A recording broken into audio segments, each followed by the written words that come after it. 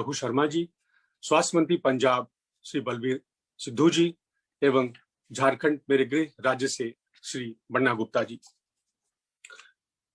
मित्रों, उड़ीसा जहां लगभग पिछले 21 वर्षों से बीजेपी के मित्र दल, मैं कहूंगा बीजू जनता दल का शासन है, वहां एक जिला है कालाहांडी। हम सब भली भांति परिचित हैं। कई वर्षों तक उसका जो है देश के सबसे पिछड़े इलाकों में उसकी गिनती होती थी। आदिवासी बाहुल्य क्षेत्र है और आधुनिक सभ्यता से दूर, शहरीकरण से बहुत दूर। वहां पिछले गुरुवार को कोरोना संक्रमण के मामले सामने आए। सरकार ने टेस्ट करवाए। लगभग 1269 लोगों का टेस्ट कराया गया और 682 लोग पॉजिटिव सामने आए। अर्थात टेस्ट पॉजिटिव रेट देखें तो लगभग 53.74%, जो कि सब मेरे ख्याल से सबसे अधिक है देश में। हम और आप हमारे आसपास जानते हैं, जो लोग खास करके ग्रामीण परिवेश से आते हैं, कि खास करके बिहार और यूपी के ग्रामीण इलाकों में संक्रमण ने पैर पसार लिया है, फैल गया है। और ऐसे में प्रधानमंत्री का कल ये कहना कि गांव तक इस संक्रमण को किसी भी हालत में पहुंचने नहीं देना है, उसे रोकना है, प्रश्न उठता है कि क्या प्रधानमंत्री बिल्कुल ही क्लूलेस है? खास करके जब 18 घंटे तक काम करने का दावा करें प्रधानमंत्री जी, तो जाहिर है कि वो चुप नहीं बैठे हैं। वो अपने ढंग से जबरदस्त कदम उठा रहे हैं, कार्रवाई कर रहे हैं। कल ही केंद्र सरकार ने आदेश देकर सोशल मीडिया के 50 पोस्ट हटवा दिए। ऐसे पोस्ट जिनमें दवाइयों की कमी, अस्पताल में बेड्स, सामूहिक अंत्येष्टि आदि का जिक्र था, उन्हें ब्लॉक कर दिया गया। ये पोस्ट इंडिया में नहीं दिखेंगे। आशा है इससे कोरोना संक्रमण पर रोक लगेगा। पर इस दिशा में इससे भी कठिन प्रयास देश के एक और बड़े राज्य ने किया। इनफैक्ट सबसे बड़ा राज्य, उसके मुख्यमंत्री श्री योगी जी ने किया। उन्होंने आदेश दिया है कि कोई व्यक्ति ऑक्सीजन की कमी या दवाई की किल्लत की बात का प्रोपेगेंडा करता है, र्यूमर फैलाकर वातावरण को दूषित करता है, तो उस व्यक्ति की संपत्ति नेशनल सिक्योरिटी एक्ट के तहत जब्त कर ली जाए। कबीर का एक दोहा याद आता है ऐसे मौके पर कि करता था सो क्यों किया, अब करे क्यों पछताए, बोया पेड़ बबूल का, आम कहां से पाए। अपने किए का हमें भुगतना पड़ता है। वस्तुस्थिति पर प्रकाश डालने के लिए और भाजपा के दुष्प्रचार को, उसकी कलई को खोलने के लिए हमने आज आमंत्रित किया अपने स्वास्थ्य मंत्रियों को। मैं आग्रह करूंगा सबसे पहले आदरणीय श्री टी.एस. सिंहदेव साहब का कि वो आपको ब्रीफ करें, क्या है वास्तविक स्थिति जमीन पर, कैसी रही केंद्र सरकार की भूमिका और क्या अपेक्षाएं हैं उनकी। उसके बाद रघु शर्मा जी, फिर सिद्धू साहब और फिर Banna Gupta ji. Over to you देव साहब। देव साहब सर ड्रॉप हो गए थे, वापस उन्होंने रीजॉइन किया सर, अभी कर रहे हैं। So we can start with, he's just joined back.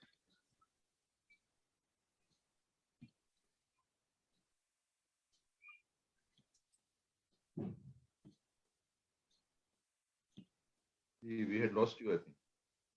Yes, sir, you're back. We finished the introduction. It's over to you, sir. You can start. Hindi और इंग्लिश? हाँ, आप जैसे सूट करें, मिक्स करके बोलिए। कोविड महामारी के दूसरी लहर का सामना देश भी कर रहा है, छत्तीसगढ़ भी कर रहा है, और बड़ी तीव्रता का ये सुनामी सा आया है, जहां पिछली बारी से 4 गुना से ज्यादा लोग संक्रमित पाए जा रहे हैं। और छत्तीसगढ़ में जो पॉजिटिविटी का दर है वो लगभग 30% के आसपास पिछले 10-12 दिन से चल रहा है। ये इसी में संतोष हम कर सकते हैं कि बढ़ा नहीं है, लेकिन एक प्लेटू, हाई प्लेटू 30% के आसपास के पॉजिटिविटी का छत्तीसगढ़ में चल रहा है। हमको लॉकडाउन करना पड़ा है। इस दरमियान वैक्सीनेशन की भी बात, टेस्टिंग की भी बात, उपचार की भी बात, लोगों में स्व अनुशासन की प्रेरणा जागृत करने की बात, ये हर स्तर पे सरकार अपनी ओर से पहल कर रही है। और दुर्भाग्य से अपेक्षाकृत सहयोग जो केंद्र सरकार का मिलना चाहिए, वो ऐसा लग रहा है कि इस बार सामने नहीं आ रहा। विशेष करके वैक्सीनेशन को अगर देखें, ये एक तुगलकी सा निर्णय लिया गया कि अब केंद्र सरकार वैक्सीनेशन उपलब्ध नहीं कराएगी। बजट में 30,000 करोड़ केंद्र के रखने के बावजूद और राज्य सरकारों के ऊपर छोड़ दिया गया इस टूटती हुई गिरती हुई अर्थव्यवस्था के बीच में, अब राज्य अपने से खरीदी करके नागरिकों को लगाएं।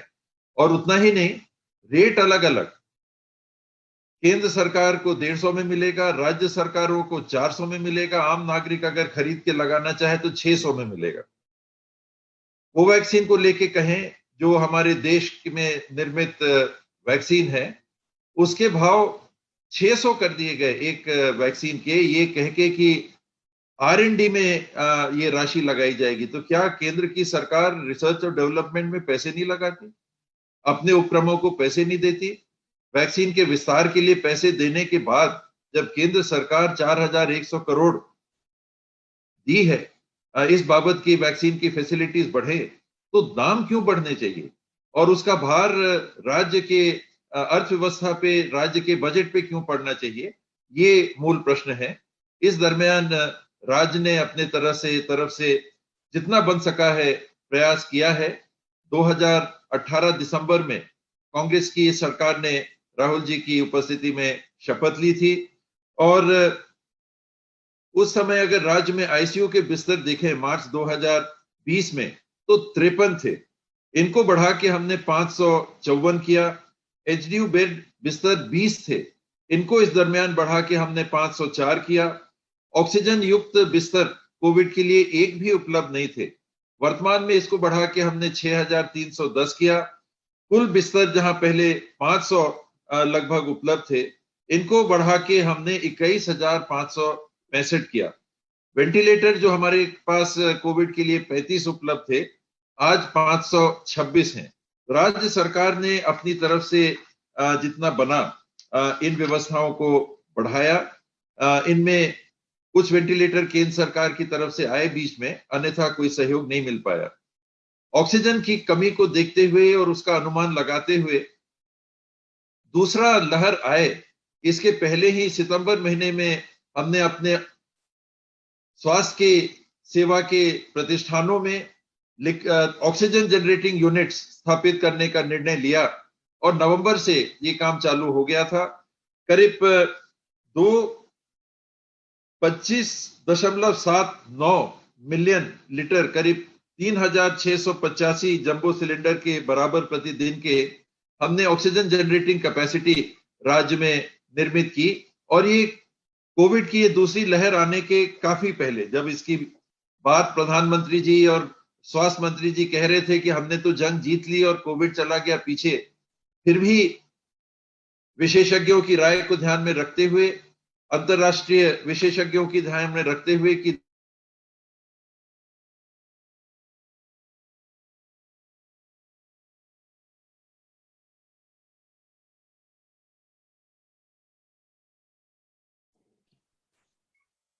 फिर से ड्रॉप हो गए वो। जी सर, सिग्नल ड्रॉप हो गया।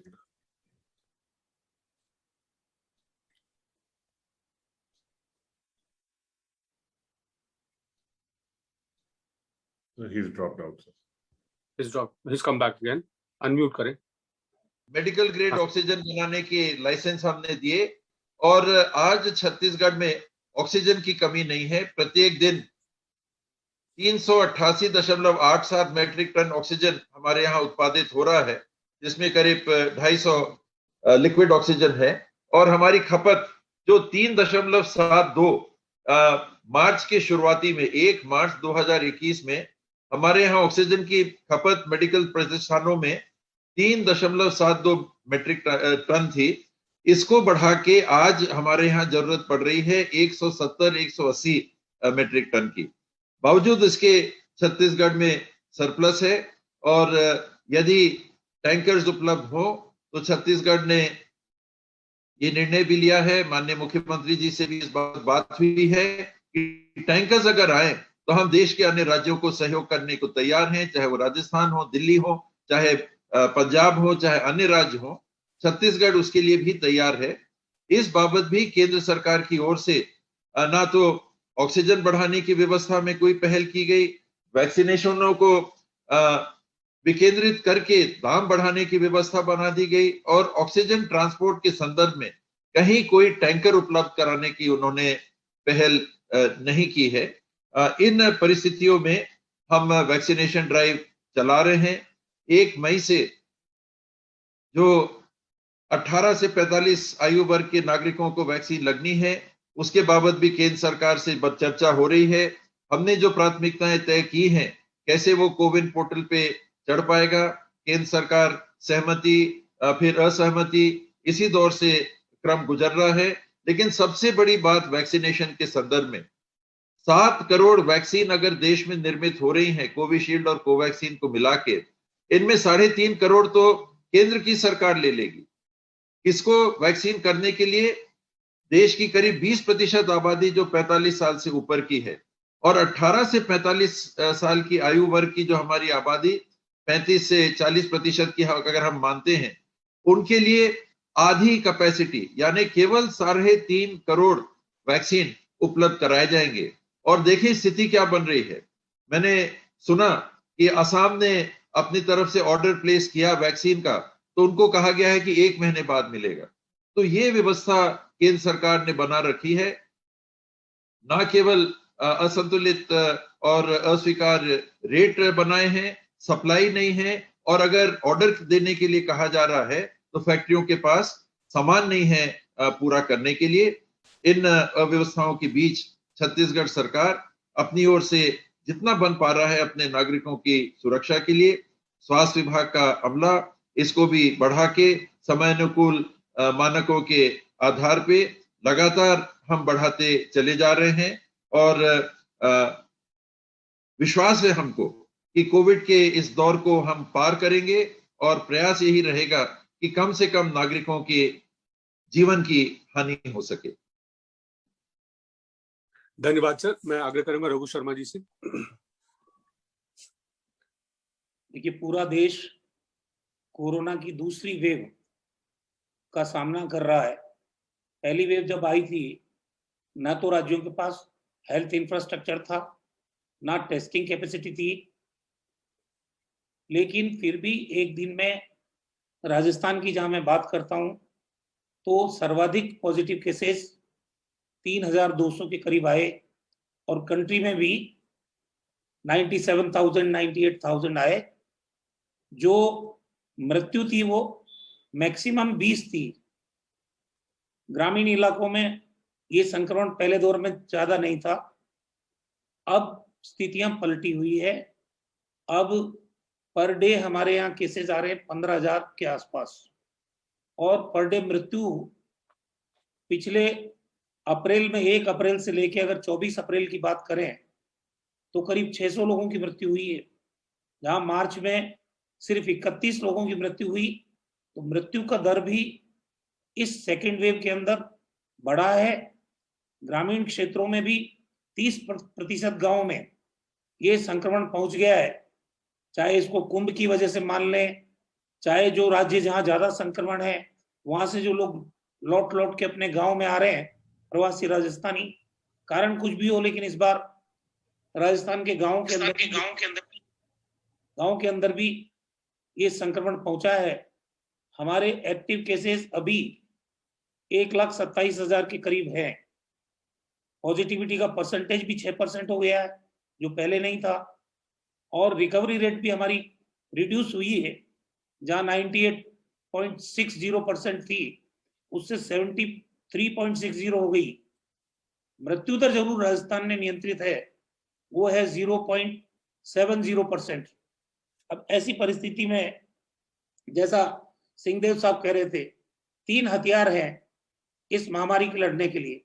हमने अपने स्तर पे, हमारी टेस्टिंग कैपेसिटी 0 थी 11 मार्च को, पिछली बार जब पॉजिटिव पहला केस आया राजस्थान में, तब से लेके अब तक हमने हमारी टेस्टिंग कैपेसिटी को 86,000 पर डे टेस्ट करने की बनाई है, और टारगेट है कि हम 1 लाख को पूरा कर लेंगे। और राजस्थान फॉर्चुनेटली उन स्टेट में से है जो सबसे कंफर्मेटरी टेस्ट ही कर रहा है, RT-PCR टेस्ट। हम दूसरा कोई टेस्ट नहीं कर रहे हैं। और अभी हम टेस्टिंग हमने बढ़ा दी है, करीब 81,000 टेस्ट पर डे हम लोग कर रहे हैं। और सवाल ये है कि ऑक्सीजन सपोर्टेड बेड है हमारे 14,400 के करीब, हमारे पास आईसीयू के बेड हैं करीब 4,500, हमारे वेंटिलेटर सपोर्टेड बेड भी 2,000 से ज्यादा है। ये सुविधाएं पहले नहीं थी हमारे पास। आज हमने प्लाज्मा थेरेपी शुरू की है राजस्थान के अंदर, 67 जगह पे टेस्टिंग फैसिलिटी डेवलप की है राजस्थान के अंदर। अब जरूरत है, क्योंकि वैक्सीनेशन में भी हम लोग नंबर 1 थे, 1,08,00,000 से ज्यादा लोगों को हम वैक्सीनेट कर चुके थे। अभी तो ये आंकड़ा 1,22,000 22,500 के करीब है, 1,22,50,00,000।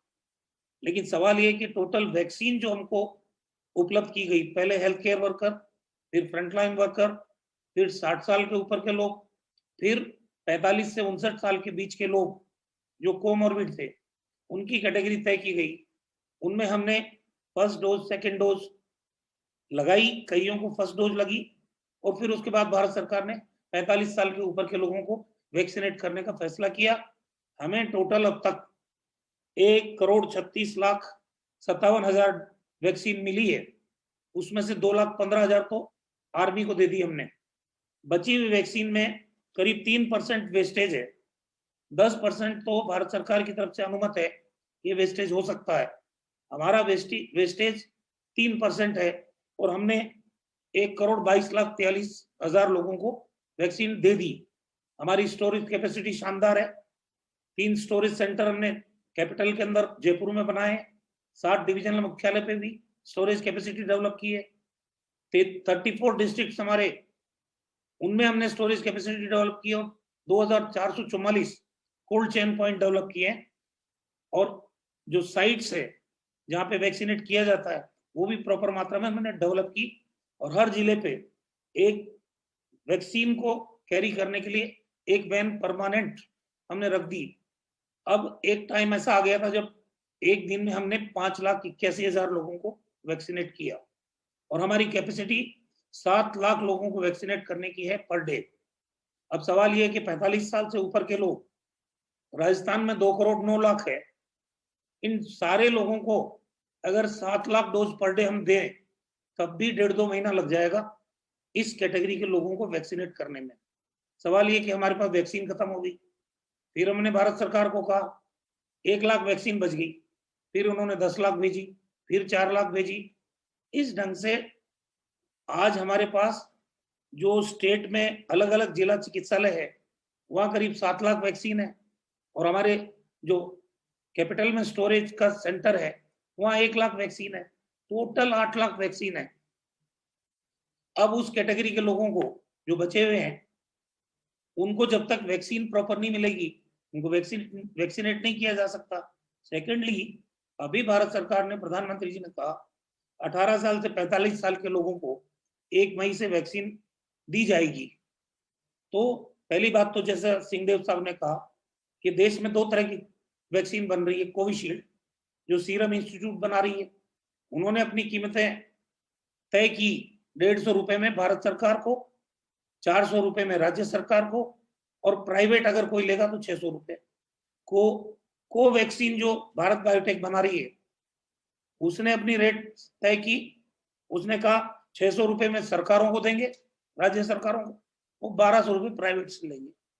अब इतनी भ्रांतियां कीमतों को लेके है, एक 1 नेशन 1 प्राइस, अगर ये बात भी इंश्योर की जानी चाहिए भारत सरकार के द्वारा।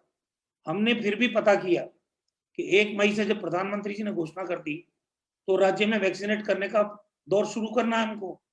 तो सीरम इंस्टीट्यूट से हमारे अधिकारियों ने बात की, उन्होंने ये कहा कि भारत सरकार ने जो पहले के हमको ऑर्डर्स दे रखे हैं, 15 मई तक तो हम उन ऑर्डर्स को ही पूरा नहीं कर पाएंगे, आपको वैक्सीन कहां से दें। तो अब हमारे सामने सवाल ये उठ रहा है, 1 मई से जो 18 साल से 45 साल के 3,13,00,000 लोग हैं हमारे, उनको कैसे वैक्सीनेट करें। अब दूसरी बात आती है ऑक्सीजन की। अब आप बताइए, ऑक्सीजन के एलोकेशन में भारत सरकार ने जिस तरह की नीति अपनाई है, हमारा उसके प्रति ऑब्जेक्शन भी है, शिकायत भी है। हमारे एक्टिव केस मैंने बताया आपको 1,27,000 एक्टिव केस और हमें ऑक्सीजन का अलॉटमेंट है 140 metric ton liquid oxygen. Gujarat में 1 लाख एक्टिव केस है और उनको 927 मैट्रिक टन ऑक्सीजन का अलॉटमेंट है। सारे राज्यों में मध्य प्रदेश को एक्टिव केस है 89,000, लिक्विड ऑक्सीजन 583 MT। ये जो स्थितियां बनी है, जहां जहां आज हमारी सबसे बुरी स्थिति हो रही है, बेड हम 1 लाख कर लेंगे डेवलप, 2 लाख कर लेंगे, 3 लाख कर लेंगे। अभी हमने एक सेंटर 5,000 बेड का डेवलप किया है, लेकिन ऑक्सीजन कहां से लाएंगे? ऑक्सीजन की हमारी खपत 250 MT की तो अभी है और 30 अप्रैल आते आते हमारी ऑक्सीजन की खपत 350 MT के करीब हो जाएगी रिक्वायरमेंट। तो ऐसी परिस्थिति में हमारे पास जो वैक्सीन को ट्रांसपोर्ट करते हैं वो टैंकर भी 23 हैं, जिनकी कैपेसिटी भी किसी की 4 MT है, किसी की 5 MT है। हमें 6 टैंकर आज की तारीख में 30 MT की कैपेसिटी वाले चाहिए, ताकि हम टाइमली जो 140 MT ऑक्सीजन भारत सरकार ने अलॉट करने का निश्चय किया है, 100 MT तो हमारी आयोनेक्स है भिवाड़ी के अंदर उससे, और 40 MT जामनगर से, ये ऑक्सीजन भी हम अपने राज्य में लेके आ जाएं तो बहुत बड़ी मदद मिलेगी। इसके अलावा बहुत सारी रेमडेसिविर इंजेक्शंस की जरूरत है। अभी एक हल्ला मच गया है कि बिना रेमडेसिविर के कोई बचेगा नहीं। अब आप बताइए कि हमने 1,75,000 रेमडेसिविर की बुकिंग की, रेट कॉन्ट्रैक्ट कर लिया माइलन से, सिप्ला से, कैडिला से, हमें वो सप्लाई देने में उन्होंने मना कर दिया। फिर भारत सरकार ने अलॉटमेंट किया रेमडेसिविर इंजेक्शंस का, तो पहले तो हमको 1,27,000 एक्टिव केस के अगेंस्ट में 26,500 दिए। फिर जब कल हमारे अधिकारियों ने उनसे फिर बात की कि रेमडेसिविर प्राइवेट हॉस्पिटल में भी बहुत डिमांड है, सरकारी अस्पताल में भी है, कल उन्होंने 67,000 किया। मिल नहीं रही है, बिल 5,000 के करीब आ रही है पर डे। अब ये अलॉटमेंट, इसमें भी गुजरात के मैंने कहा 1 लाख केसेस हैं, वहां रेमडेसिविर 1,63,000, और बाकी राज्यों में मध्य प्रदेश के अंदर भी रेमडेसिविर का अलॉटमेंट 95,000। ये जो डेस्परेटी, ये डिफरेंस है अलॉटमेंट में, मैं समझता हूं मेहरबानी करके महामारी के इस दौर में बचना चाहिए इससे। सब प्रदेश की जनता, चाहे मध्य प्रदेश हो, गुजरात हो, राजस्थान हो, छत्तीसगढ़ हो, पंजाब हो, देश के भारत सरकार के पैमाने पर इन राज्यों की हमारे को मांग ये है कि एक्टिव केसेस के मुकाबले गैस का अलॉटमेंट करो, एक्टिव केस को देख के रेमडेसिविर इंजेक्शंस का अलॉटमेंट करो, और उसके अलावा वैक्सीनेशन के बारे में, क्योंकि भारत सरकार ही जानती है कि दोनों कंपनियां कितना इनका प्रोडक्शन कैपेसिटी है और कितनी वैक्सीन ये राज्यों को प्रोवाइड कर देगी, ताकि उसी हिसाब से राज्य अपनी स्ट्रेटेजी बना ले। ये इश्यूज हमारे सामने हैं जो मैंने आपके सामने रखे हैं। धन्यवाद। धन्यवाद रघु शर्मा जी। मैं आग्रह करूंगा पंजाब के स्वास्थ्य मंत्री बलबीर सिद्धू जी से। नमस्कार जी। नमस्कार।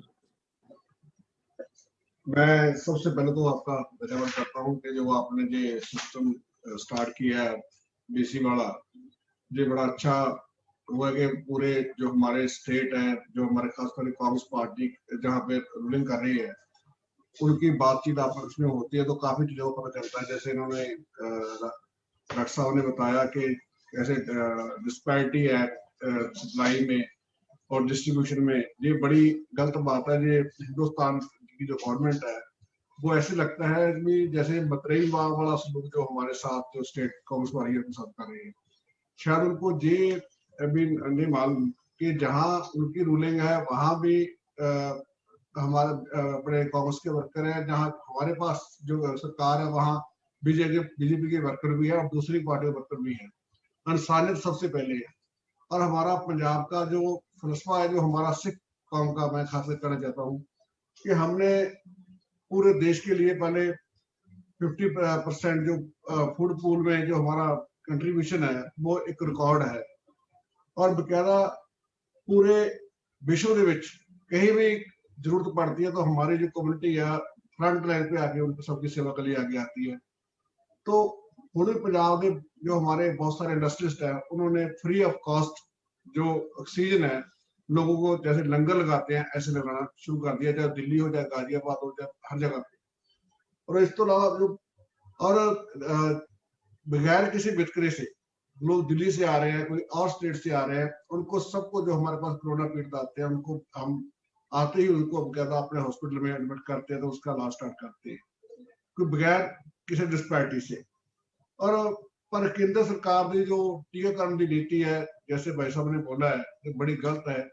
इनको जो स्टेट ज्यादा जहाँ पे पॉजिटिव केस है उनको उस हिसाब से उस जो उनकी रिक्वायरमेंट है उस हिसाब से, चाहे वो ऑक्सीजन की डिस्ट्रीब्यूशन हो, चाहे वैक्सीन की हो, चाहे रेमडेसिविर हो, ये सारी चीजें इनको सेंटर वाला को पूरे ध्यान में रखना चाहिए। हमको ये जरूरी है। दूसरी सबसे बड़ी बात मैं कहना चाहता हूँ कि जो मीडिया है, मीडिया एक चैनल को छोड़कर एनडीटीवी को छोड़कर जेकर आप 10 बजे से 11 बजे तक रात को टीवी देखेंगे, वो पूरे हिंदुस्तान की पिक्चर सामने रख देगा कि भी हिंदुस्तान में कहाँ पे क्या क्या हो रहा है।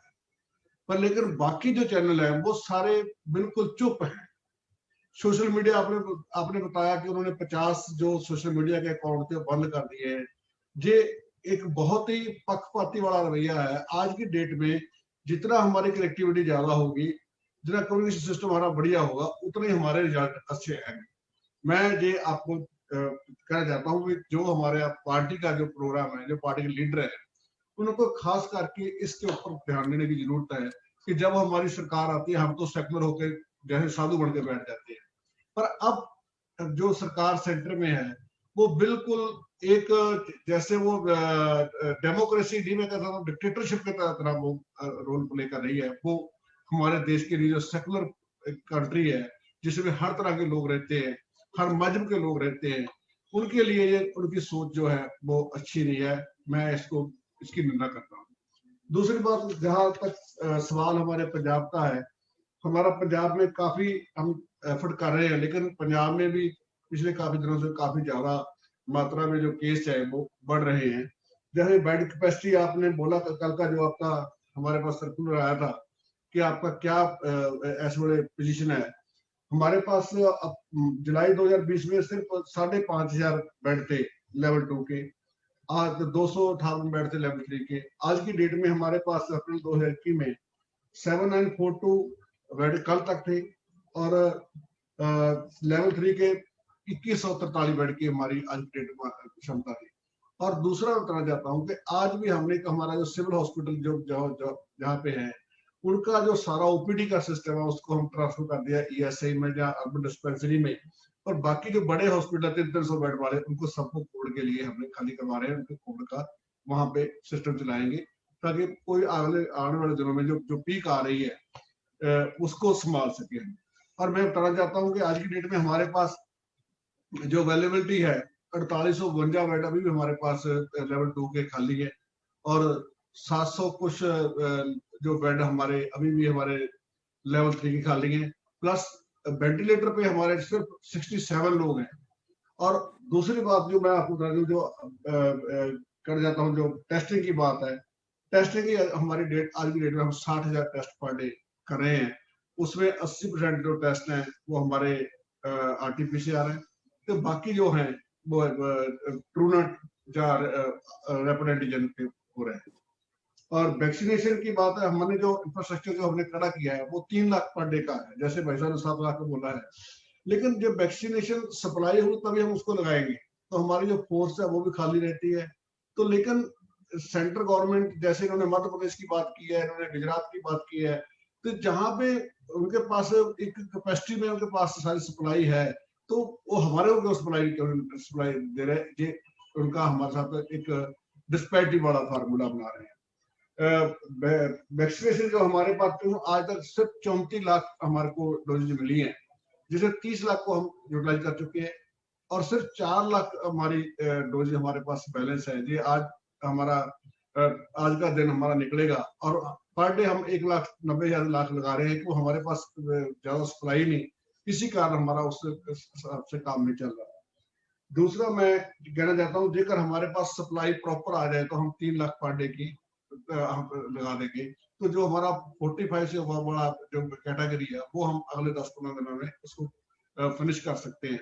और दूसरा, मैंने आज शायद कोई मोदी जी आज कोई मन की बात बोल रहे हैं, शायद कोई टीवी में अभी कोई मेरे दोस्त ने बताया कि शायद उन्होंने बोला कि आज जो वैक्सीन का जो है जैसे चल रहा है वैसे ही आगे चलेगा। तो जेकर उनको थोड़ी बहुत समझ आ गई तो इसके लिए भी उनका धन्यवाद भी करना चाहिए भी जेकर देर आए दुरुस्त आए कि आप 600 रुपया आप स्टेट के लिए या एक आम आदमी के लिए खर्च करने के लिए आप बोल रहे हो। जो सेंट्रल गवर्नमेंट है उसको तो जो हमारे टैक्सेज है उसमें बड़ा शेयर सेंट्रल गवर्नमेंट ले जाती है। अब जीएसटी का जो फार्मूला है उसमें हमारी सरकार तो एक पैसे के लिए तरस रही है कि हमारा जो खुद का पैसा है वो भी हमको टाइम पे नहीं मिल रहा। तो हम कैसे सरकार लोगों की सेवा करेंगे। पर फिर भी हमारे मुख्यमंत्री साहब ने बहुत अच्छे फैसले लिए हैं और बहुत अच्छे तरीके से उन्होंने ये सारी बात की है कि देश में सूबे में पूरा अच्छा काम हो रहा है। ऑक्सीजन की बात है, हमारे पास जो ऑक्सीजन कैपेसिटी 2020 में थी 230 मीट्रिक टन की थी, लेकिन आज की डेट में 2021 में 350 मीट्रिक टन की है। और 2 PSA plant installed in DH Ludhiana and Jalandhar 700 LMN और 3 PSA plants were to be installed at Government Medical College Amritsar, Patiala and Faridabad. Only GMC Faridabad plant operational with 1000 LMN capacity, with other 2 are yet to be installed by Government of India. उन्हें हाल तक उसका कुछ नहीं किया। दूसरा, details of 5 PSA plant to be installed in next phase has shared with Government of India for expedite the process of having PSA plants at district level. माता Kaushalya district hospital Patiala 700 LPM और मोहाली में जो मेरी कंस्टिट्यूंसी उसमें medical college बन गया उसमें 1000 LPM का, और डिस्ट्रिक्ट हॉस्पिटल शाहपुर 300 LPM का, और डिस्ट्रिक्ट हॉस्पिटल बठिंडा में 300 LPM का, और डिस्ट्रिक्ट संगरूर में 700 LPM का। मैं ये आपको बता दे रहा हूँ, ये हमारी अगली प्लानिंग है।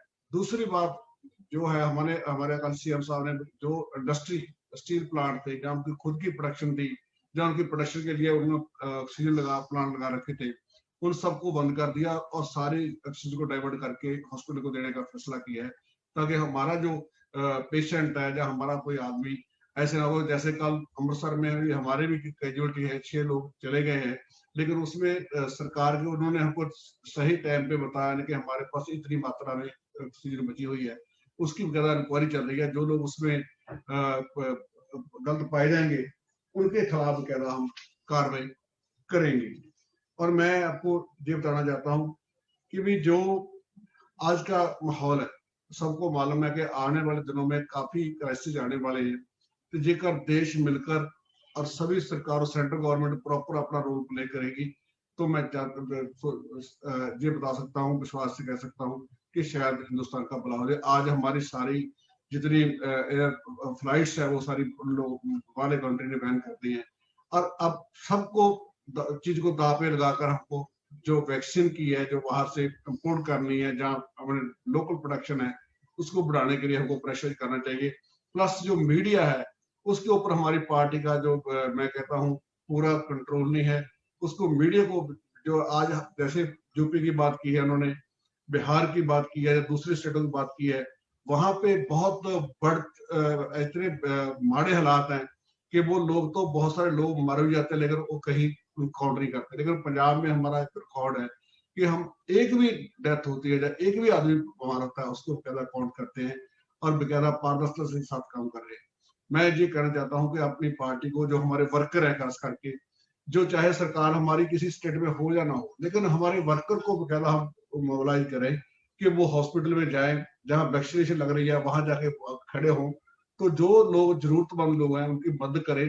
कोई जरूरी नहीं कि हमारी सरकार ताहुन में करना है, सरकार नहीं भी तो हम एक इंसानियत के तौर पर हमारी पार्टी को आगे चढ़ा आना चाहिए। तो कांग्रेस पार्टी की जो नींव है इसी के ऊपर रखी हुई है कि इंसानियत और सेकुलर सोच की पार्टी है, तो देश को और इंसानियत को बचाने के लिए हमको आगे आना चाहिए। Thank you.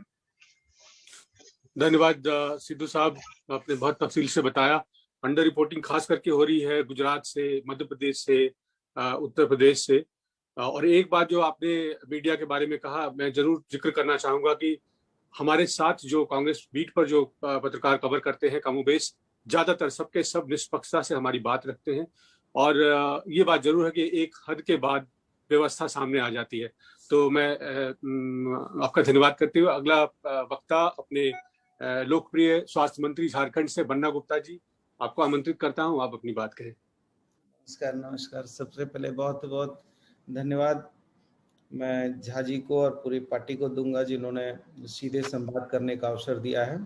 आदरणीय बाबा हमारे बैठे हैं, उनको भी प्रणाम, शर्मा साहब को प्रणाम, हमारे जी को भी प्रणाम, और सभी प्रेस मीडिया के साथियों, दोस्तों। सबसे पहली बात यह है कि आज यदि हम बहुत गंभीरता पूर्वक इस बात की चर्चा कर रहे हैं तो इस चर्चा में इस बात की भी चर्चा हमको करने की आवश्यकता होगी कि आखिर ये देश किन परिस्थितियों में और किन हालातों में ये देश चलेगा। क्या देश में इसी तरह की हमारे संस्कार और संस्कृति से हम इस देश को गौरवान्वित महसूस कराते आए और करते आए हैं? क्या देश के प्रधानमंत्री जी ने इस कोरोना को एक राजनीतिक लाभ प्राप्त करने का एक हथकंडा नहीं बनाने का एक कुंसित प्रयास किया है? जब पहला केस आया था उस केस में और हमारे आदरणीय राहुल गांधी जी ने उसी समय आशंका व्यक्त की थी कि इसके स्प्रेड होने की बात उन्होंने कही थी, और उस समय जिस तरीके से देश के प्रधानमंत्री जी को गंभीरता दिखानी चाहिए थी, उन्होंने इस गंभीरता से सभी लोगों को जो है मुखदर्शक बना दिया और लगातार ये स्प्रेड होते गए। फिर इसको एक धर्म विशेष पर अंकित करके राजनीतिक लाभ लेने का प्रयास किया, जो सारा देश जानता है। इसी के बाद देखिए, चूंकि इस दवाई की, इस औषधि की जरूरत थी, वैक्सीन की जरूरत थी, इसकी आवश्यकता भी थी, और जब आवश्यकता होती है तो आविष्कार होता है और आविष्कार की प्रासंगिकता भी होती है, और प्रासंगिकता को विश्वसनीयता में बदलने का भी काम होता है। चूंकि जब ये दोनों व्यावसायिक प्रतिद्वंदी कंपनियों ने एक दूसरे के बारे में प्रेस मीडिया में जब कुछ अफवाहों को एक आयाम दिया, तो उस समय देश के प्रधानमंत्री जी को ये चाहिए था कि वो आगे आते, और दुनिया के राष्ट्र अध्यक्षों ने जिस तरीके से पहला वैक्सीनेशन लेने का काम किया, उनको भी लेना चाहिए था, इससे एक विश्वसनीयता बढ़ती। लेकिन मुझे बहुत आश्चर्य होता है कि देश के प्रधानमंत्री जो हैं वो अंधविश्वास को बढ़ावा दे रहे हैं। जब उन्होंने कहा कि पहले कोरोना वॉरियर्स को हम उत्साहवर्धन करेंगे, थाली बजाना है, ताली बजाना है, उनको प्रोत्साहित करना है, हमने भी किया पार्टी फोरम से हटके। लेकिन जब उन्होंने इस हद को पार करने का प्रयास किया कि आप 9 मिनट घर की लाइट बंद कर दीजिए, आप अगर मोमबत्ती जलाइए, अगरबत्ती जलाइए, तब फिर ये समझ में आने लगा कि ये विशुद्ध रूप से ये इस बीमारी के भी राजनीतिक लाभ लेने के ये प्रयास कर रहे हैं। मैं ये आपके माध्यम से जरूर कहूंगा देश की मीडिया को कि दुनिया का विश्व गुरु भारत था, भारत है, भारत ही रहेगा, लेकिन विश्व के महानायक बनने के लिए अपने मित्र देशों को भी हम गलत विदेश नीति में करके अपने मित्र देशों को भी विरोध में खड़ा कर रहे हैं। और आज जब स्थितियां ये हैं कि राज्य सरकारों के पास राजस्व की कमी है, उनको ये कहा जा रहा है कि वैक्सीनेशन, और जो पार्टी इस बात को जोर शोर पर उठाती थी कि कश्मीर से लेकर कन्याकुमारी हमारा है, एक देश एक विधान एक संविधान की बात करने वाली भाजपा आज देश में लोगों को जीवन मरण के लिए जो वैक्सीनेशन है उसमें भी 3 तरीके से उसको विभाजित कर रही है, कहीं 150 रुपया, कहीं 400 रुपया, कहीं 600 रुपया। तो जो लोग की नीति, नियत और जिनकी सोच में भारी अंतर है। और आज आप देखिए कि कितना, अभी रघु शर्मा जी ने कहा कि भाई हमारे यहाँ गुजरात में 1 लाख लोग पॉजिटिव हैं तो उनको 1,63,000 डोज दिया जा रहा है, और हम जो है रेमडेसिविर का डोज यदि बांग्लादेश से हम अपने पैसा पे खरीदना चाहते हैं तो हमको उसकी इजाजत नहीं दी जाती है। हमारे यहाँ जो है पॉजिटिव रेट जो है वो कितना तेज गति में भाग रहा है। पिछली बार हमारा जो है कोरोना का पॉजिटिव रेट भी बहुत कम था और जो मोर्टेलिटी रेट थी वो भी बहुत कम थी। 115 से ज्यादा लोग की मृत्यु कभी नहीं हुई, लेकिन आज हमारे यहाँ एक दिन में 110 लोग, 115 लोग भी मर रहे हैं। लेकिन हमारा केंद्र की सरकार मुखदर्शक बनी हुई है, और हम जब रेमडेसिविर की बात करते हैं तो हमको जो है ऊंट के मुंह में जीरा, कभी 15,000 देने के लिए अलॉटमेंट होता है, तो कभी जो है फिर जब हम लोग ज्यादा बोलते हैं तो फिर 26,000 कर दिया जाता है। आप एक चीज बताइए कि पहले हमसे कहा गया कि आप 15 दिन का एडवांस प्लानिंग भेजिए और 15 दिन के एडवांस प्लानिंग के आधार पर आपको जो है हम लोग वैक्सीनेशन उपलब्ध कराएंगे। हमने एडवांस प्लानिंग भेजा, एडवांस प्लानिंग 15 दिन क्या, 15 दिन के बाद 2 महीना पार हो गए, लेकिन हम लोगों को वैक्सीनेशन नहीं मिला। फिर जब मैंने बार बार हाय तौबा किया तो वैक्सीनेशन मिला। मैं पूछना चाहता हूं कि जो प्रधानमंत्री हमेशा चुनाव में पाकिस्तान को इतना मुद्दा बनाते हैं, पाकिस्तान पाकिस्तान करके देश के लोगों को गुमराह करते हैं, तो आखिर ऐसी क्या आवश्यकता पड़ गई है कि पाकिस्तान को प्रधानमंत्री जी ने 45 लाख डोज देने का काम किया है, बांग्लादेश को 20 लाख डोज दे दिए हैं, म्यांमार को 15 लाख डोज दे दिए, नेपाल को 10 लाख डोज दे दिए हैं, श्रीलंका को 5 लाख डोज दे दिए हैं, भूटान को 1.5 लाख, मालदीव को 1 लाख, मॉरिशस को 1 लाख। और तो और देश का जो राजस्व आज हमको पैसे से खरीदना पड़ेगा, और इन्होंने जो है इस देश की गाढ़ी कमाई को 10,000 करोड़ भूटान को रुपया भेज दिया, 7,000 करोड़ मंगोलिया को भेज दिया, 15,000 करोड़ बांग्लादेश को, 5,000 करोड़ मॉरिशस को और 39,000 करोड़ नेपाल और अफ्रीका को भेज दिया है, और 5,55,000 करोड़ अपने इन्होंने मित्रों को एक कर्ज को माफ कर दिया। और आज जब जान बचाने की बारी है तो वहां पर जो है राज्य सरकार जो है ऐसे ही राजस्व के घाटे में है। तो ये जनता को भी बताना होगा कि 20 लाख करोड़ का इन्होंने क्या यूज किया है। आखिर वो 20 लाख करोड़ कहीं बिहार चुनाव के वो 75,000, 70,000, 1 लाख, 1,25,000 करोड़ की तरह है, वो भी तो हवाई नहीं हो गए। ये भी देश के प्रधानमंत्री जी को बताना चाहिए। और मैं ये कहना चाहता हूँ कि पहली बार ऐसा हुआ है इस देश की फेडरल गवर्नमेंट की सरकार में कि निश्चित तौर पर एक दूसरे केंद्र और राज्य की सरकार में अंतर हो सकते हैं, और वैचारिक अंतर होना लोकतंत्र की स्वस्थ पहचान है, इससे इंकार नहीं हो सकता है। लेकिन जब राज्य की बात हो, राष्ट्र हित की बात हो, मानव हित की बात हो, जनहित की बात हो, वहां पर तो फेडरल गवर्नमेंट एक दूसरे के सहयोगी साथी के रूप में काम करती है। लेकिन यहाँ पर वैक्सीनेशन लेने के लिए, यहाँ हमको वैक्सीनेशन लेने के लिए, रेमडेसिविर लेने के लिए, आवश्यक दवाइयों को लेने के लिए, वेंटिलेटर लेने के लिए, और हमको जो साधन है वो साधन देने के लिए हमको हाय तौबा मचा दिया जाता है। हमको जो है ऐसा व्यवहार होता है जैसे सौतेला बेटा का व्यवहार है। इसलिए प्रधानमंत्री जी की कथनी करने में बड़ा अंतर है। एक तरफ वो एक अलग व्यवस्था की बात करते हैं, दूसरे तरफ बंगाल में जाकर लंबा लंबा भाषण देते हैं, दूसरी तरफ बोलते हैं 2 गज दूरी मास्क जरूरी, और खुद जो है बड़ी बड़ी मीटिंग करते हैं, लाखों लाखों लोगों को संबोधित करते हैं।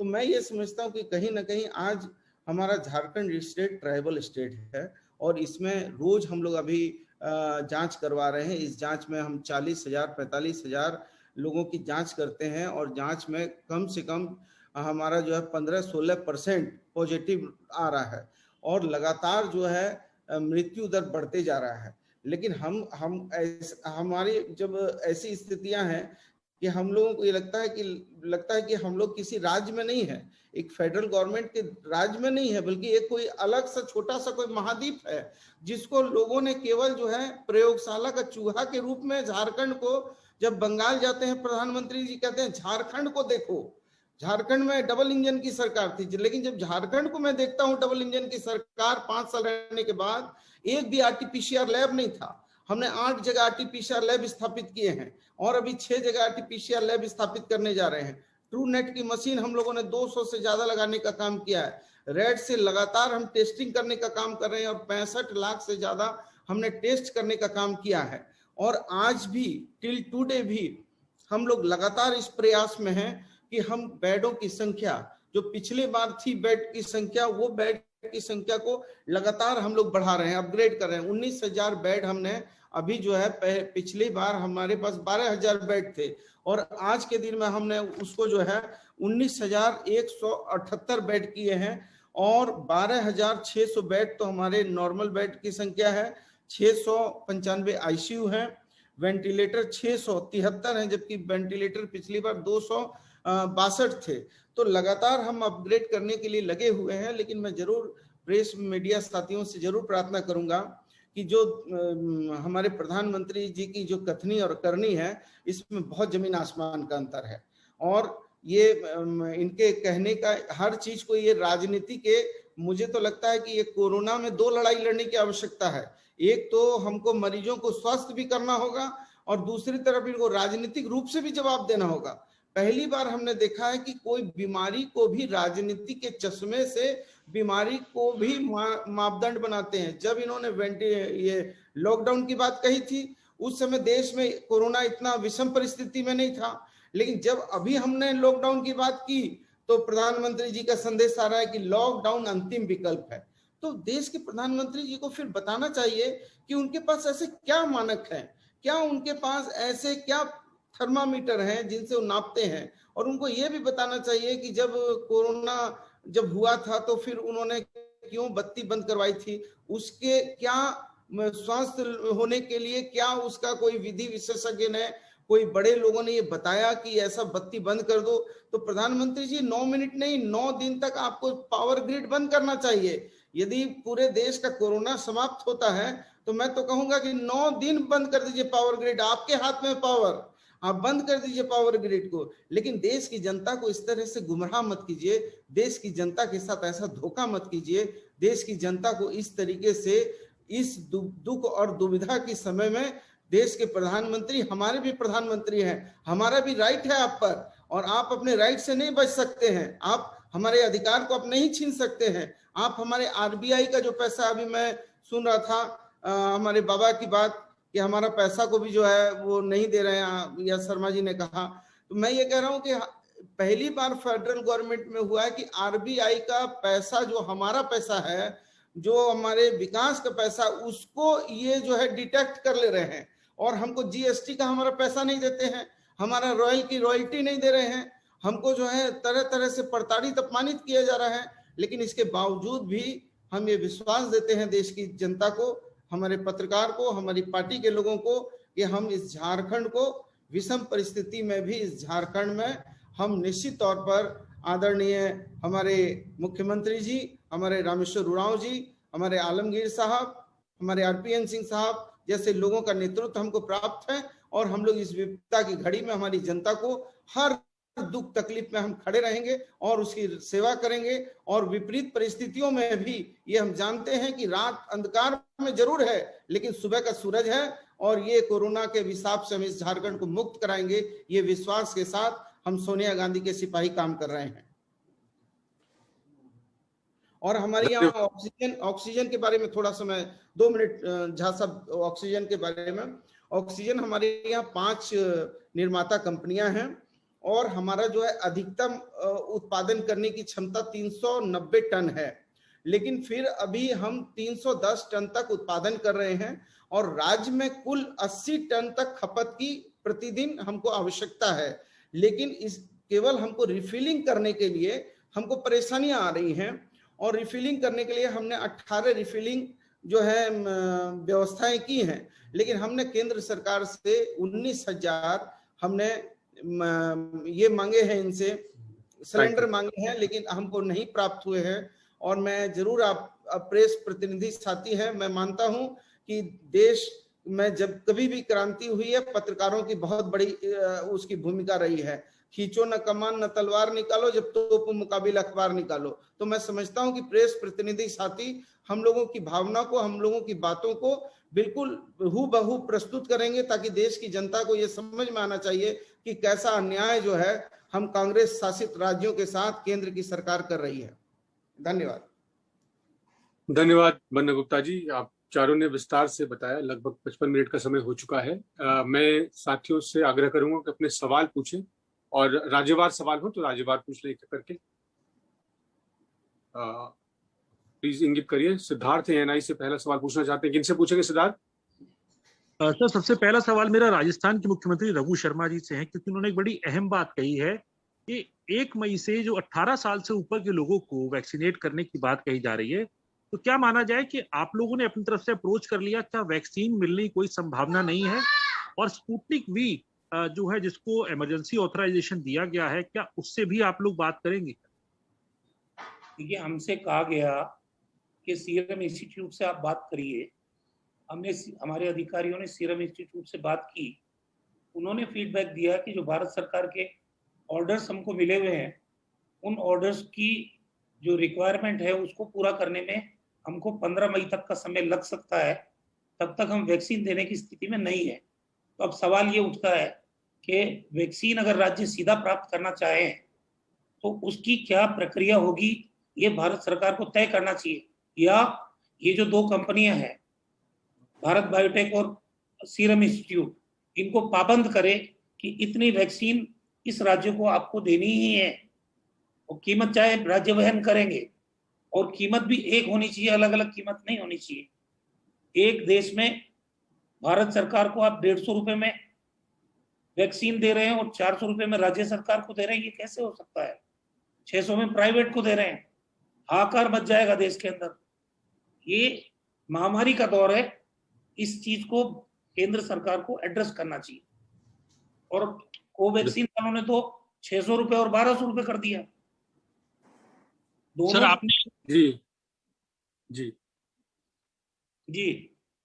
सर आपने एक और बात कही कि देहात में फैल रहा है, गांवों में फैल रहा है ये वायरस, और 30% आपने बताया। तो आप लोगों का आकलन क्या है कि ये गांव में फैलने के बाद तो बहुत बड़ी आबादी ग्रामीण क्षेत्र में रहती है, चाहे किसी भी स्टेट की कहें और चाहे हमारे पूरे देश की कहें, तो कितनी भयावह स्थिति हो सकती है? कुछ आकलन राजस्थान सरकार ने किया इसके लिए, और उसके लिए क्या तैयारियां आप लोगों की?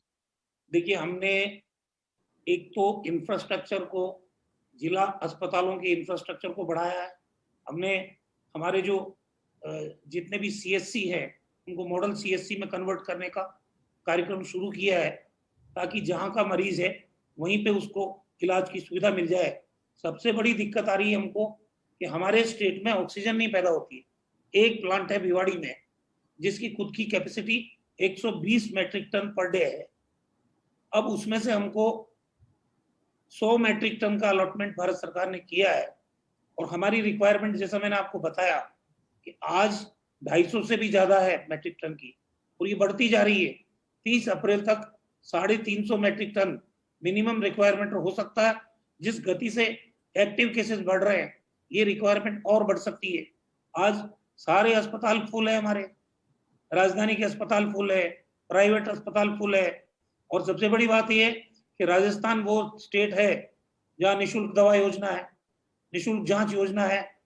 पड़ोसी राज्यों के मरीज हर रोज 100, 150, 200 की संख्या में हमारे जयपुर में, राजधानी में आ रहे हैं, और जो कोटा है, जो नेबरिंग डिस्ट्रिक्ट्स है पड़ोसी राज्यों के, वहां भी हमारे पेशेंट पड़ोसी राज्यों के आ रहे हैं।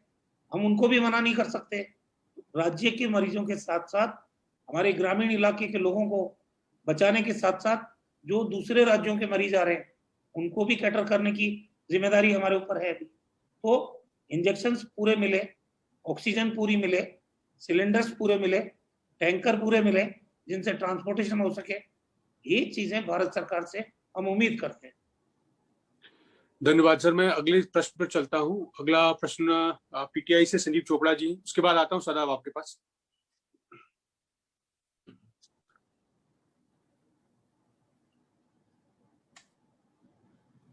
संजीव चोपड़ा जी,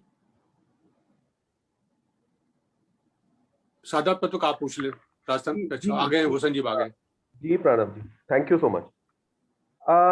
मैं सिर्फ इतना कहना चाह रहा हूं कि Uttar Pradesh has placed its order for vaccination for the next phase for 18 to 45 years today.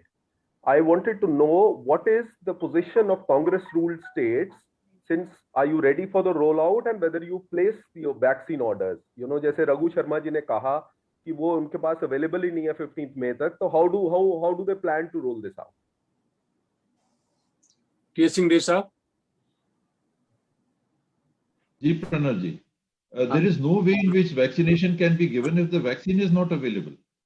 ये साफ तौर पे स्थिति सामने है कि वैक्सीन उपलब्ध नहीं है, और इसमें भी केंद्र सरकार राजनीति से पीछे नहीं हट रही इस बाबत कि अगर वैक्सीनेशन का ये तीसरा फेज 18 से 45 साल के लोगों को, जिसको राज्य सरकारें फंड करेंगी, उसमें जो वैक्सीनेशन की पर्ची निकलेगी वो प्रधानमंत्री जी के फोटो के साथ निकलेगी। आप देखिए कि किस तरह से इसमें राजनीति हो रही है। बहुत अफसोस की बात है, पूरे देश को मिसगाइड किया जा रहा है।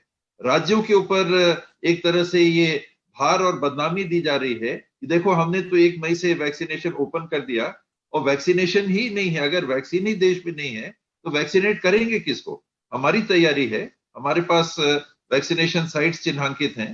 3.5 से 4 लाख वैक्सीन छत्तीसगढ़ एक दिन में लगा सकता है, और अनुपातिक आबादी अगर हमारी 1 करोड़ 20 लाख लोगों को लगाना है तो 30 से 40 दिन में हम पूरा वैक्सीनेशन पूरा कर सकते हैं, बशर्ते वैक्सीन हो।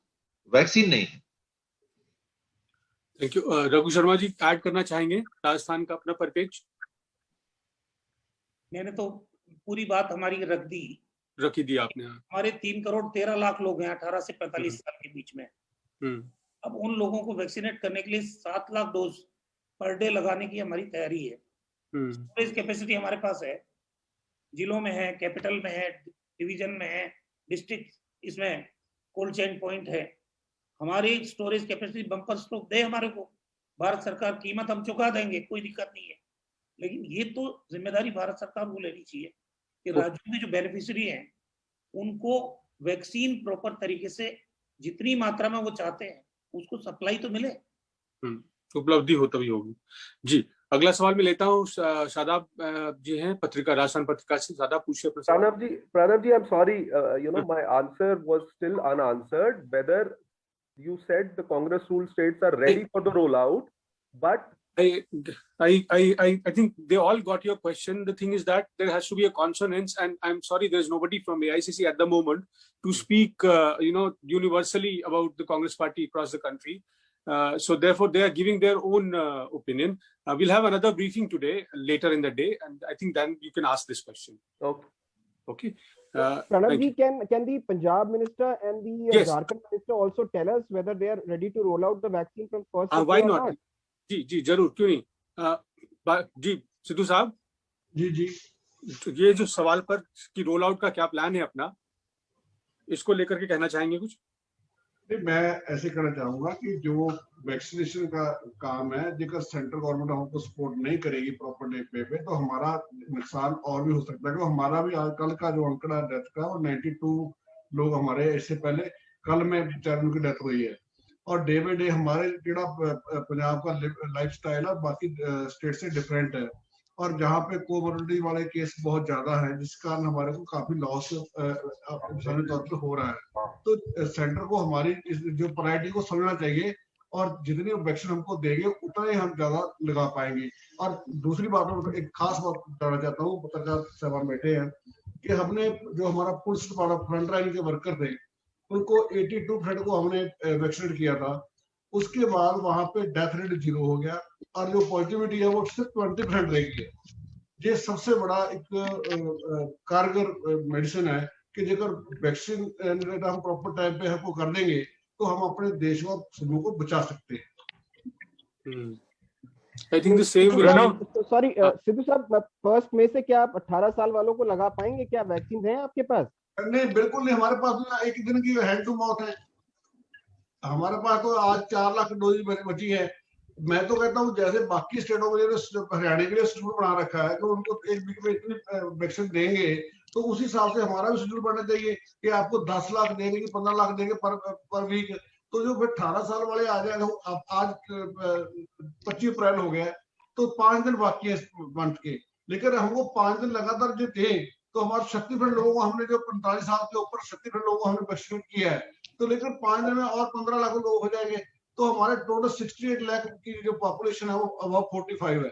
तो लेकिन उसके बाद जो बाकी भी 18 साल को स्टार्ट करेंगे, लेकिन जब दोनों को इकट्ठा करेंगे तो हौज पौज हो जाएगा। तो सेंटर को सीधे तौर पे वैक्सीन के लिए हर बार के हर स्टेट का जो रिक्वायरमेंट है उसको पूरा करना चाहिए। Sir, Pranav sir. Neeraj, 1 minute आता हूँ, रुक जाइए, पहले और लोग हैं सवाल के लिए। बन्ना गुप्ता जी कुछ जोड़ना चाहते हैं इसमें? सही, अनम्यूट कर लीजिए बन्ना जी। मैं ये कहना चाह रहा था कि देखिए, प्रधानमंत्री जी ने ठीक ही कहा है कि आपदा को अवसर और अवसर को उत्साह में बदल देना है। मुझे लगता है कि जो उन्होंने अपने मन की बात कही है उसी के हिसाब से वो चल भी रहे हैं। एक तरफ वो कह रहे हैं राज्य सरकार जो है वैक्सीनेशन का भार खुद ले, हम भार लेने को भी तैयार हैं, हमने घोषणा भी कर दिया। लेकिन दूसरी तरफ जो दोनों कंपनियां हैं वो कंपनियों का उत्पादन क्षमता को पहले ही उन्होंने हाईजैक कर लिया है और पूरी तरीके से जो है केंद्र सरकार ने 150 रुपये प्रति जो है कि एक फाइल जो है के लिए सौदा कर लिया। मैंने पहले भी कहा कि एक देश एक विधान एक संविधान की बात करने वाले लोग 3-3 तरह के जो है इस महामारी में भी और जो जान बचाने के लिए एक अति उपयोगी साधक है या जो अति उपयोगी वस्तु है उसको भी क्रय और विक्रय करने में लाभ हानि के रूप में उसको भी कहीं ना कहीं चिन्हित किया गया है। तो मैं समझता हूं कि भाई हम कैसे क्रय करेंगे, जब वहां सामान होगा तब न वो सप्लाई करेगा, जब सामान ही नहीं है तो हमको सप्लाई क्या करेगा।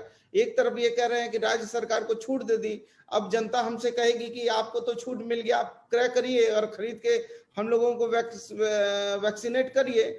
हम तो वैक्सीनेट करने को तैयार हैं, हमारे पास हमने उतने सेंटर बना के रखे हैं कि एक दिन में हमारी कैपेसिटी जो है 4 लाख लोगों को भी हम वैक्सीनेट करने से लाभान्वित कर सकते हैं। लेकिन हमको क्रय करने के बाद क्या हम रेमडेसिविर नहीं क्रय करना चाहते हैं? हमको केंद्र सरकार इजाजत दे दे बांग्लादेश से, हम आज की आज 50,000 डोज खरीद लेंगे, लेकिन हमको इजाजत नहीं दी जा रही है। एक तरफ हमको बंधन में बांधा जा रहा है, दूसरे तरफ जनता में संवाद दिया जा रहा है कि हमने ओपन कर दिया है, मार्केट खुला मार्केट है, जो चाहे वो क्रय कर सकते हैं। अरे भाई क्रय क्या, हम अपने घर में वैक्सीन बनाएंगे क्या? वो दोनों कंपनियां ही बना कर देंगी तो केंद्र सरकार ही एलोकेट कर दे कि किस राज्य को कितना मिलेगा, तो क्लियर हो जाएगी बात।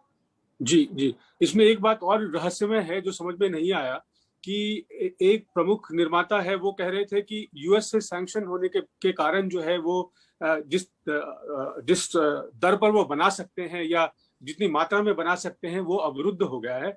लेकिन मैंने देखा टेलीविजन पर थोड़े दिन पहले उनका इंटरव्यू है कि उससे उनके वैक्सीन निर्माण क्षमता पर कोई फर्क नहीं पड़ता है, यूएस अगर सैंक्शन लगाता भी है। पता नहीं ये बात उनसे कोई पूछ सकता है। मुझे उम्मीद है कि पत्रकार महोदय जब भी मौका मिलेगा तो इस बात को उठाएंगे कि उनकी लोग 2 तरह की भाषा क्यों बोल रहे हैं। सही वही व्यक्ति जो कि निर्माता है वही 2 तरह की बात क्यों कह रहा है। मैं अगला प्रश्न लेता हूं। अब तक मैं सिर्फ 2 प्रश्न ले पाया हूं। शादाब राजस्थान पत्रिका से पूछे, उसके बाद जैनेन्द्र एबीपी से। मैं रघु शर्मा जी से जयपुर को लेकर सवाल करना चाहूंगा। जैसा कि अभी उन्होंने खुद ने बताया था कि जो राजधानी के अस्पताल हैं फुल हो चुके हैं और आज राजस्थान पत्रिका समेत कई अखबारों ने भी छापा है जयपुर से मरीजों को लौटाया गया है। तो जो एसएमएस जो सबसे बड़ा अस्पताल है राजस्थान का, उसमें सिर्फ चरक भवन में भी कुछ 100-125 बेड का आपने इंतजाम करा है, जबकि 1000 बेड कोविड को लेकर आरक्षित हो सकते हैं। तो क्यों उसको एक अकेला ऐसा अस्पताल दिखता है जो जहां पर कोविड का इलाज नहीं हो रहा है, जबकि दिल्ली का एम्स या सर गंगाराम अस्पताल है या जो दूसरा जो बड़ा अस्पताल है, सब जगह इस तरह का इलाज शुरू हो चुका है। तो ऐसी क्राइसिस में क्यों एसएमएस को काम में नहीं लिया जा रहा है? बेड्स की कोई प्रॉब्लम नहीं है, मैंने कहा ना, प्रॉब्लम है ऑक्सीजन की, प्रॉब्लम है रेमडेसिविर इंजेक्शन की। अभी हमारे 1000 बेड नहीं 2500 बेड है एसएमएस हॉस्पिटल में, उसमें से 250 बेड जो चरक भवन है उसी के अंदर है एसएमएस में, उसको हमने डेडिकेटेड कोविड हॉस्पिटल के रूप में अभी प्रारंभ किया है। हमने जयपुरिया हॉस्पिटल में 304 बेड है, उनको हमने पूरा फुली ऑक्यूपाइड हुआ। वो हमारा आरयूएचएस है 1200 बेड का अस्पताल है, उसमें 1500 बेड लगाए हमने, बरामदों में लगा दिए, चौक में लगा दिए। हम किसी को मना नहीं कर रहे हैं, लेकिन सैचुरेशन तो आएगा ही। अब एसएमएस को विचार कर रहे हैं कि उसके बेड भी इस्तेमाल करेंगे। ईएसआई का अस्पताल हम ले चुके हैं ऑलरेडी, उस पर तैयारी चल रही है, करीब 250 बेड वहां पे है। आने वाले समय में बेड की कोई दिक्कत नहीं है। अभी हमने 5000 बेड की सुविधा वहां टोंक रोड के ऊपर राधा स्वामी सत्संग में पूरा स्ट्रक्चर खड़ा करके और वहां बेड शुरू कर दिए। सवाल ये कि ऑक्सीजन कम पड़ेगी, मरीज ज्यादा आ जाएंगे, उनको बचाएंगे कैसे? ऑक्सीजन तो ऑक्सीजन का ही काम करेगी।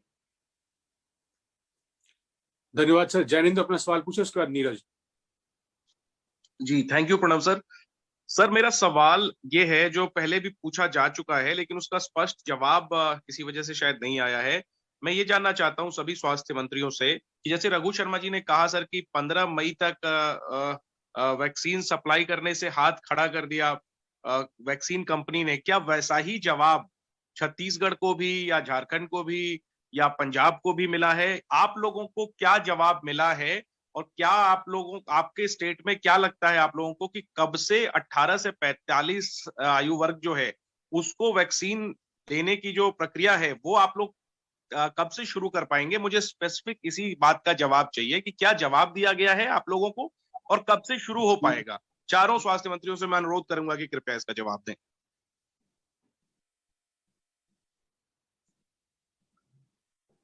भारत सरकार वैक्सीन बोल लीजिए आप बाबा प्लीज, आप बोलिए बाबा। ये पंजाब को देंगे, ये छत्तीसगढ़ को देंगे और हमारे बेनिफिशियरी, जैसा मैंने बताया कि बेनिफिशियरी फिक्स है, 18 साल से 45 साल की एज ग्रुप के लोग हर राज्य में उनकी संख्या तय है, तो भारत सरकार को भी मालूम है, राज्य सरकार को भी मालूम है। उसके अगेंस्ट में भारत सरकार, ये वैक्सीन निर्माता जो कंपनियां हैं, कितनी वैक्सीन हमको प्रोवाइड करेगी और किस तारीख से करेगी, हम उसी तारीख से वैक्सीनेशन का प्रोग्राम शुरू कर देंगे। तो ये उपलब्धता पे निर्भर है पूरी तरह से, और सभी स्वास्थ्य मंत्रियों के लिए यही जवाब होगा। जी मतलब क्या सर, जस्ट एक जी सर, जी सिद्धू साहब। हाँ सर, ऐसे है कि भी मैं ये बताना चाहता हूँ कि जो कंट्री की वर्क फोर्स है वो 18 से 45 साल में ही ज्यादा है। वो एनर्जेटिक जो लोग हैं वही लोग देश के लिए, चाहे फौज में हो, चाहे वो किसी इंडस्ट्री में काम कर रहे हो, इंस्टीट्यूट में काम करते हो, उनको प्रायोरिटी। अब जो हमारे पंजाब में पॉजिटिविटी आ रही है वो ज्यादातर लोग 30 से 40 के बीच में आ रहे हैं, जेड़ा कि बहुत हमारे लिए एक खतरे की घंटी बड़ी बात है कि ये जो आप वैक्सीन हमारे पास आएगी। अब हमने जो पहले हेल्थ फ्रंटलाइन के वर्कर थे, जो हेल्थ के थे, या दूसरे लोग थे जो काम कर रहे थे फील्ड में जाके ट्रेसिंग टेस्टिंग वो सब करते थे, उनको तो हमने हौली हौली सेकंड डोज भी लगाना शुरू कर दिया, वो काफी हद तक हमने लगा भी दिए। लेकिन ये सब जो 60 के अबव लोग हैं वो तो घर से भी कम बाहर निकलते हैं, लेकिन जो लोगों ने फील्ड में जाना है वो 18 से 45 साल की एज वाले लोग ज्यादा है। तो उसके लिए सेंट्रल गवर्नमेंट को बगैर किसी देरी के पूरी जो प्रोटेक्शन, जैसे भाई साहब ने, बन्ना जी ने बोला कि सारा तो इन्होंने वैक्सीन बाहर कंट्री को दे दी, को बात दे, लेकिन हमारे पास सरप्लस को देंगे, पहले अपने घर में जो राशन है वो तो पूरा करें जिसकी जरूरत है। मैं ये कहना चाहता हूँ कि भी ये जो सेंट्रल गवर्नमेंट का फार्मूला है 18 से 45 वाला, भले पैसे भी ले ले लेकिन सप्लाई तो पूरी दे। ये तो गारंटी हो ना कि आपको शाम को इतनी पेट्रोल मिल जाएंगी, लेकिन आपको हम मांगते 10 लाख है तो मिलती 1 लाख है, तो उससे कैसे काम चलेगा हमारा? सिद्धू साहब, जवाब सवाल ये है कि आप लोगों को सीरम इंस्टीट्यूट ने क्या जवाब दिया? जैसे रघु शर्मा जी कह रहे हैं कि उनको कहा गया कि 15 मई तक सबको यही क्या कहा गया? वहां पे सबको यही जवाब है कि आपको 15 मई तक हमारे पास ऑर्डर बुक है, उसके बाद ही सप्लाई स्टार्ट की जाएगी। उसके बाद क्या प्रायोरिटी है, किस स्टेट की क्या प्रायोरिटी है, बहुत सारी सेंट्रल गवर्नमेंट के हाथ में है। यानी कांग्रेस रूल्ड स्टेट्स में 15 मई से पहले 18 से 45 कोई सप्लाई नहीं आ रही।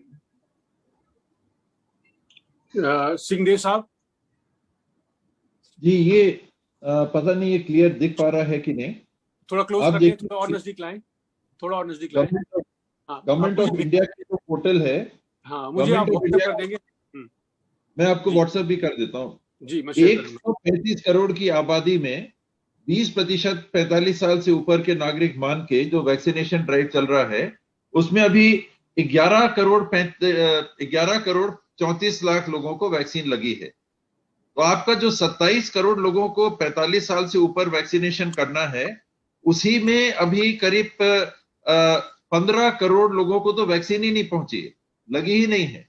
7 करोड़ आपके वैक्सीनेशन की कैपेसिटी है। तो 7 करोड़ की वैक्सीनेशन की कैपेसिटी में केंद्र सरकार को अपनी पहली जिम्मेदारी पूरे करने में लगातार अगर करेंगे तो 2 महीने लगेंगे। आधा अगर राज्य सरकारों को देंगे तो आधा उनका कार्यक्रम जो पीछे होने वाला है, तो राज्य सरकारों को कितना कोटा मिलेगा?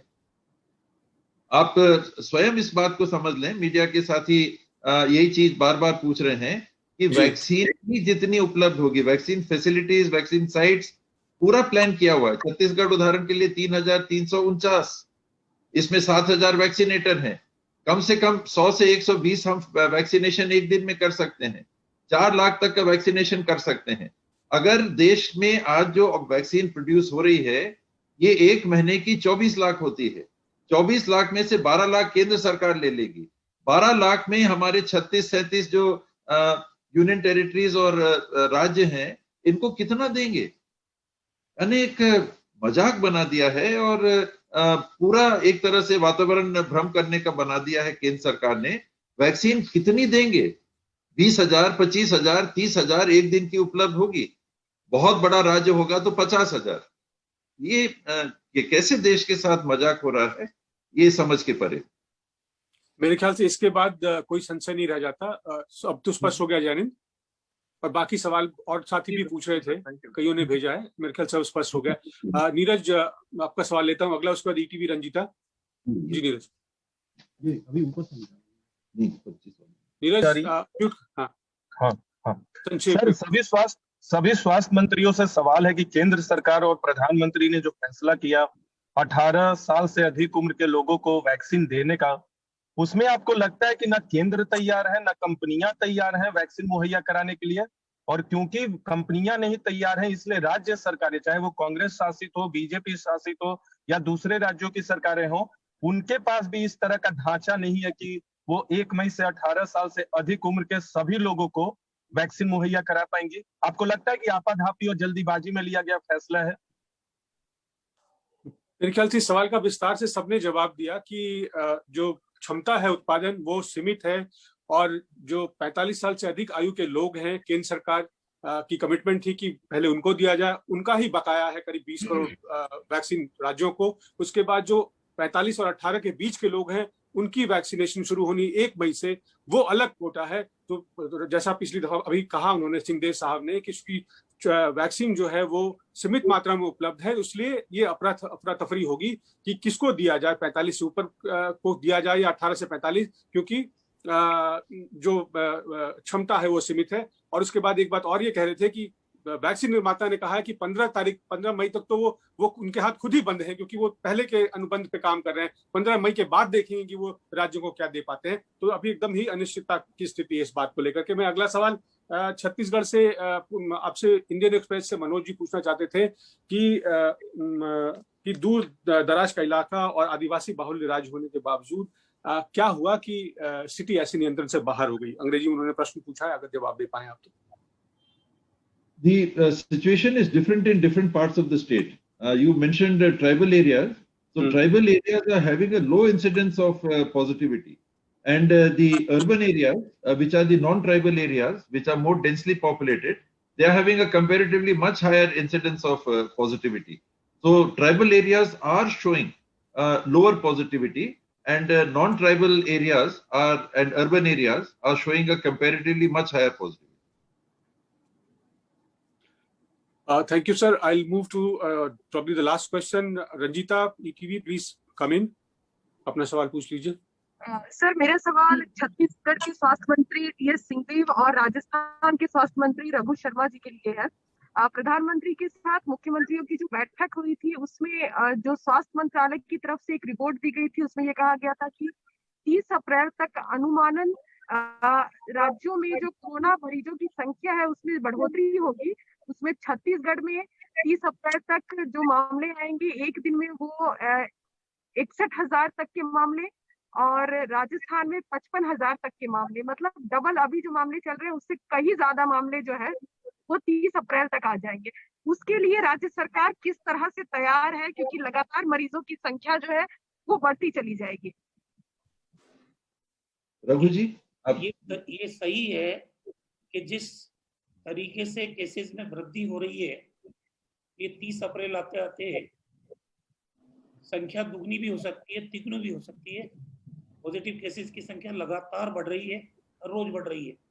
लेकिन हमने राजस्थान में 19 तारीख से 3 मई तक 15 दिन के लिए कर्फ्यू लगाया है और उसको जन अनुशासन पखवाड़े का नाम दिया है।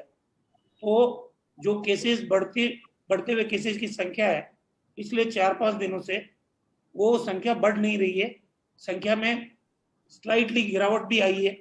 अब उसका इम्पैक्ट हम 1-2 दिन बाद और देखेंगे।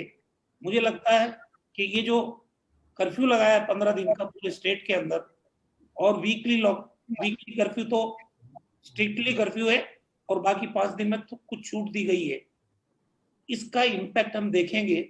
अगर हम लोग बढ़ते हुए पॉजिटिव केसेस की चेन को तोड़ पाए तब तो कोई चिंता की बात नहीं है। अगर ये चेन नहीं रुकती है तो इंतजाम जो अभी हमने कर रखे हैं उनको और बढ़ाना पड़ेगा। ऑक्सीजन का जो अलॉटमेंट किया भारत सरकार ने उसको उनको बढ़ाना पड़ेगा। जो इंडस्ट्रियल ऑक्सीजन है जो राज्यों में है, चाहे स्टील प्लांट्स में है चाहे और कोई उसमें है, उनका उपयोग मेडिकल के लिए लेना पड़ेगा और रेमडेसिविर इंजेक्शन की उपलब्धता को बढ़ाना पड़ेगा।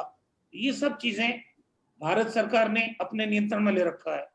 इंजेक्शंस का अलॉटमेंट, ऑक्सीजन के अलॉटमेंट का काम तो राज्यों से उनको फीडबैक लेना चाहिए ताकि ऑक्सीजन की कमी से या इंजेक्शन की कमी से किसी व्यक्ति की कैजुअलिटी नहीं हो।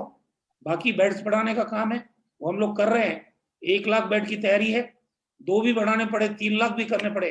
पिछली बार भी हमने क्वारंटीन फैसिलिटी के लिए 1 लाख बेड बढ़ाए थे, अभी भी हम बेड बढ़ा देंगे, लेकिन ऑक्सीजन के बारे में वो भारत सरकार को तय करना चाहिए। छत्तीसगढ़ के संदर्भ में पॉजिटिव केसेस कल अगर आप देखेंगे तो 1,22,963 है, करीब 1,23,000। ये हमारा जो अनुमानित पीक था कि एक समय में 1,30,000 तक पॉजिटिव केसेस छत्तीसगढ़ में हो सकते हैं, वो थम गया है, बल्कि कम हो रहा है। हम 1,29,000 तक पहुंच गए थे और जितने पॉजिटिव केसेस आ रहे हैं उसकी तुलना में जितने डिस्चार्ज हो रहे हैं उनकी तुलनात्मक संख्या अब बढ़ रही है। ज्यादा लोग डिस्चार्ज हो रहे हैं, या अगर बराबर भी माने तो आने वाले 30 अप्रैल तक संभावना नहीं है कि छत्तीसगढ़ में 55,000 60,000 पॉजिटिव केस आएंगे। ये एक प्रोजेक्शन है। फिर भी हम लोग रैंप अप कर रहे हैं, आईसीयू बिस्तर बढ़ा रहे हैं। फिक्की के प्रतिनिधियों से कल ही वीडियो कॉन्फ्रेंसिंग में बात हुई है। कितने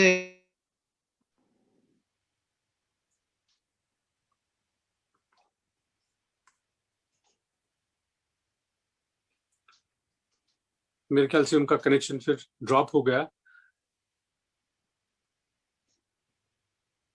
बहरहाल लगभग पूरी बात वो अपनी कह चुके थे और जिस तरह से आखिर में राजस्थान के स्वास्थ्य मंत्री रघु शर्मा जी ने बताया और टीएस सिंहदेव जी बता रहे थे, यही सारांश है कि क्या अपेक्षा है राज्य सरकारों को ऑक्सीजन की उपलब्धता, वैक्सीन की उपलब्धता, जिससे कि जान माल की क्षति ना हो, लोगों को बचाया जा सके। लगभग 150 था जी। हेलो, मेरा एक छोटा क्वेश्चन था। संदीप फ्रॉम बर्तमान। Sandeep, I just wanted to say that we will have another briefing in a while at around 3 o'clock. Randeep ji will be there on Corona itself. No, it's a simple question. Simple question to the state. It will just go on, Sandeep. If it is not very urgent, you can ask. It's been on. No. My question is to the all Congress ruled states that ये जो 400 और 600 रुपया government को खरीदना पड़ेगा vaccine पर dose, तो central government जो बजट में 35,000 करोड़ रुपया एलोकेट किया है, तो गवर्नमेंट ऑफ इंडिया को इसमें 50% सब्सिडी क्या नहीं देना चाहिए? हमारी डिमांड तो ये थी कि सारा पैसा भारत सरकार दे, क्योंकि बजट से पहले अगर राज्यों को बोलते तो हम बजट में प्रोविजन करते। किसी भी राज्य सरकार ने, सबने बजट पेश कर दिया, बजट में किसी ने प्रोविजन रखा नहीं। अब ये इतना बड़ा अमाउंट लाएंगे कहाँ से?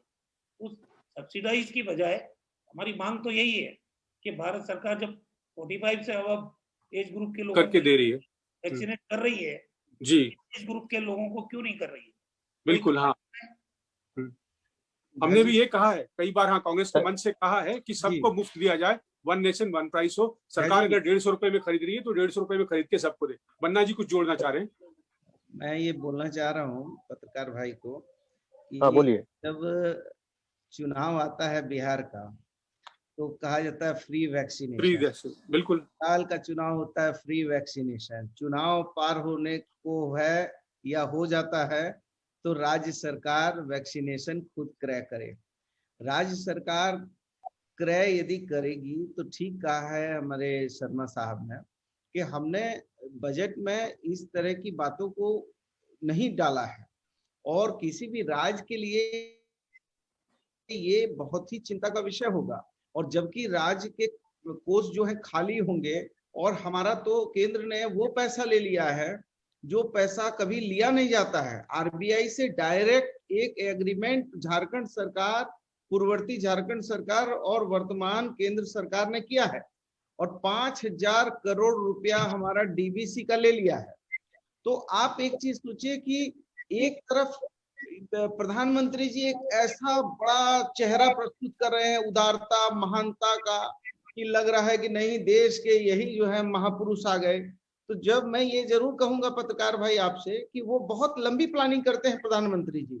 देखिए, रविन्द्रनाथ टैगोर जी की प्लानिंग किया, चुनाव बंगाल में था, रविन्द्रनाथ टैगोर जी का भेष धर लिया, तो उनको तो ये भी भेष धरना चाहिए था कि कैसे ये कोरोना जो है फिर इसका दूसरा चक्र कैसे आएगा, तीसरे चक्र की क्या तैयारी होगी, कहाँ से ऑक्सीजन आएगा। जब वो हमारे पंत प्रधान है तो हमारी सारी दायित्व भी तो उनके माथे पर है। जब वो दुनिया के देशों को रेमडेसिविर बांट रहे हैं, वैक्सीनेशन की शिविर बांट रहे हैं, तो दुनिया के देशों से आयात करके हिंदुस्तान के लोगों की जान बचाने के लिए जब मंजिल करीब है तब पांव फिसल रहा है प्रधानमंत्री जी। इसी समय पांव मजबूत कीजिए। Thank you very much sir. एक मिनट, थैंक यू। मैं आखिर में धन्यवाद करना चाहूंगा सर। एक मिनट हिंदू साहब जी। हाँ सर, ऐसे है, जब पार्लियामेंट का इलेक्शन था, चाहे 2019 का इलेक्शन था, उस टाइम रातों रात हजारों करोड़ रुपया लोगों के खाते में डाल दिया गया कि आपको 2-2 हजार रुपया आपको दे दिया गया।